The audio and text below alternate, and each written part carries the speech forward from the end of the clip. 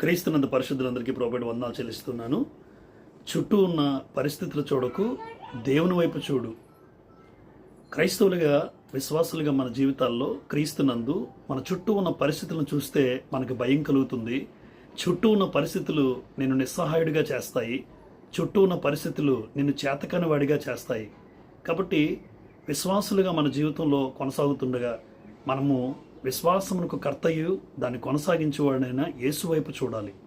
ఆలోచించండి, అబ్రహాం గారు తన జీవితంలో దేవుడు పిలిచిన వెంటనే ఆదికాండం 12వ అధ్యాయం ఆ పిలుపునకు లోబడి ఎక్కడికి వెళ్ళాలో తెలియక వెళ్ళాడండి. అంటే ఆయన విశ్వాసము చూడండి.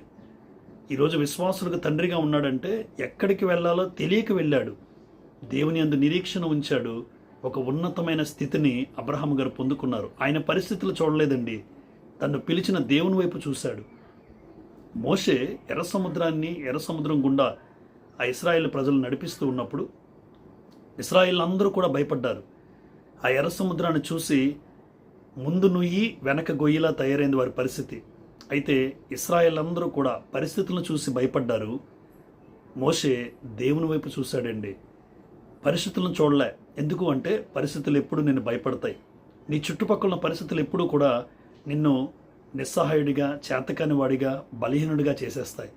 కాబట్టి మోషే దేవుని వైపు చూశాడు. ఎర్ర సముద్రాన్ని పాయలు చేసే గొప్ప శక్తిని మోషే పొందుకున్నాడండి దేవుని ద్వారా. ఆలోచించండి, మన పరిస్థితులు మనల్ని కృంగదీస్తాయి. మన పరిస్థితులు మనకి అన్ని విషయాల్లో మనము కోల్పోయినట్టుగా, చేతకాని వాడిగా చేస్తాయి. కానీ చుట్టూ ఉన్న పరిస్థితులను చూడొద్దు. నిన్ను సృష్టించిన సృష్టికర్తని దేవుని వైపు చూడు. పరిస్థితులన్నీ కూడా తలకిందులు చేసి ఒక ఉన్నతమైన స్థితిలో దేవుడు నిలబెడతాడు. దావీదు విషయంలో కూడా మీరు ఆలోచన చేస్తే, గొల్యాతు వస్తున్నప్పుడు ఆ ఫిలిస్తీయుడైన గొల్యాతును ఎదుర్కోలేక మొట్టమొదటి ఇశ్రాయేల్ రాజైన సౌలే భయపడ్డాడండి. ఆయన బహుభీతులైరి అన్నాడు. భయంకరమైన భయంతో బ్రతుకుతున్నటువంటి పరిస్థితుల్లో సౌలు చుట్టూ ఉన్న పరిస్థితులను చూశాడు. దావీదు దేవుని చూశాడండి. అందుకే యుద్ధము యెహోవాదే.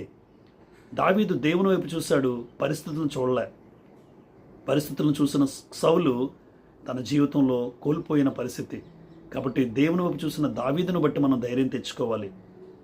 యేసు ప్రభు కాలంలో కూడా పేతురు గారు చూడండి, నేళ్ల మీద నడిచినటువంటి యేసును చూచి నేను కూడా నడవాలని అనుకుంటాడు పేతురు. యేసు ప్రభు నడవమంటే గాలిని చూచి భయపడ్డాడు అని రాయబడి ఉంది. ఈరోజు చుట్టూ ఉన్న పరిస్థితులు నిన్ను భయపడతాయి, నిన్ను బలహీనపరుస్తాయి. కానీ నువ్వు దేవుని వైపు చూడగలిగితే పరిస్థితులేమీ కూడా నిన్నేమీ చేయలేవు. చుట్టూ ఉన్న పరిస్థితులు తలక్రిందులు చేసి నిన్ను నన్ను నిలబెట్టేది మన దేవుడండి.